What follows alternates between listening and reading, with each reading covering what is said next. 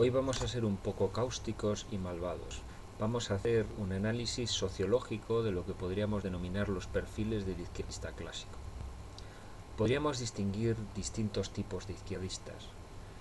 Por un lado estaría, digamos, el izquierdista de tradición, familiar.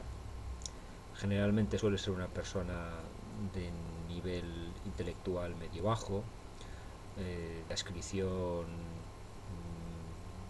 pequeño burguesa o incluso proletaria, podríamos decir, y que básicamente tiene ideas izquierdistas que han sido imbuidas en su ambiente familiar, sus amigos, el lugar de trabajo.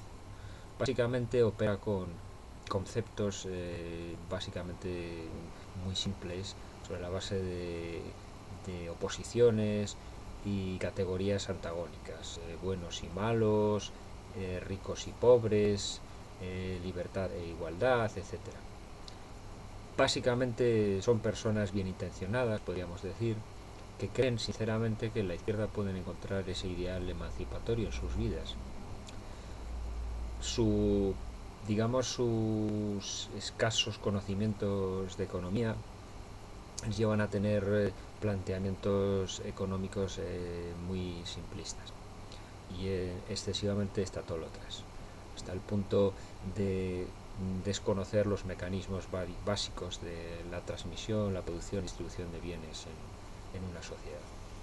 Por otro lado, está el izquierdista arrogante. Generalmente este tiene un nivel formativo más elevado, generalmente en disciplinas humanísticas o científicas, aunque suele ser profundamente ignorante en materia económica. Digamos que este arrogante se cree imbuido de un conocimiento especial que le permite determinar normativamente qué es lo más adecuado para la sociedad. De estos encontramos a patadas en medios de comunicación, algunos son famosos escritores de libros, de bestsellers, etc. Básicamente estos son los que crean el estado de opinión, o como diría Althusser, son los llamados a ocupar los aparatos ideológicos del Estado. Son personas profundamente pedantes, profundamente aburridas, tendentes a la divagación, y que además no suelen practicar muchos de esos ideales izquierdistas que postulan para la sociedad. Son personas que se benefician generalmente de lo que se denomina capitalismo de amigos o capitalismo de Estado.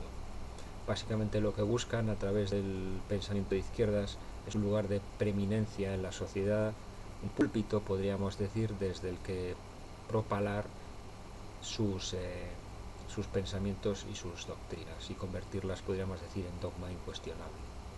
Tienen, por lo tanto, una querencia bastante clara clerical, hasta el punto de que para ellos la izquierda se constituía como una especie de nueva iglesia alternativa, custodia del depósito de la verdad revolucionaria. Luego, en tercer lugar, está el ciudadano apolítico, que generalmente forma sus planteamientos o sus posicionamientos en materia político, social y económica a partir de lo que lee o de lo que escucha en los medios de comunicación de masas. Hoy en día la mayoría de los medios de comunicación de masas están dominados por planteamientos más o menos cercanos o rayanos en el izquierdismo. Esto hace que la mayoría de la formación política que recibe el ciudadano medio se deba fundamentalmente a lo que escuchan tertulias, artículos de opinión e incluso en los propios apartados de información de muchos periódicos en algunos países, como pueden ser Estados Unidos o en España, donde no se deslinda claramente lo que es la información de la opinión. En estos espacios que teóricamente deberían ser de información se cuelan, podríamos decir, muchos juicios de valor, que se presentan con una objetividad que en realidad no tienen. Esto contribuye, digamos, a crear un estado de opinión determinado. De hecho, si uno realiza, por ejemplo, en España una encuesta de opinión acerca del papel que considera los encuestados, podríamos decir, que debe tener el Estado, la mayoría de ellos responden en una escala que podríamos decir de 0 a 10, siendo 0 un nivel nulo, es decir, una situación cercana al anarcocapitalismo, que podríamos decir, en 10 una situación de absoluto control estatal por parte de la sociedad y de la economía, es de planificación absoluta, que se correspondería con el modelo comunista, pues la mayoría de los españoles se sitúan en un punto que va entre el 7 y el 8. Esto es curioso porque en estas, digamos, en estas muestras estadísticas no se hacen exclusivamente, digamos, en determinados sectores o en ámbitos poblacionales, digamos, dominados, digamos, por partidos de izquierda, sino que se hacen muchas veces en reductos o en feudos tradicionales de partidos liberales conservadores. En ellos también se encuentran respuestas cercanas, digamos, a estos planteamientos más socialistas. La explicación es obvia. Es el planteamiento al que ya nos hemos referido en algunas ocasiones anteriores, planteamiento de la lucha por la hegemonía como la estrategia fundamental del marxismo occidental en la segunda mitad del siglo XX a partir de los postulados del pensador italiano Antonio Gramsci. Luego, por otra parte, se sitúan aquellos izquierdistas que podríamos decir que hacen militancia profesional de su condición de tales. Son aquellos que viven del izquierdismo o que hacen del izquierdismo, digamos, su modo de vida. Esto lleva a que muchos de estos personajes experimenten, podríamos decir, una esquizofrenia vital, porque por un lado ejercen su izquierdismo 8 horas al día, como si se tratara de un trabajo de oficina, y luego en su vida privada, pues digamos que se entregan a planteamientos alejados de los ideales revolucionarios y transformadores e igualitarios, ¿no?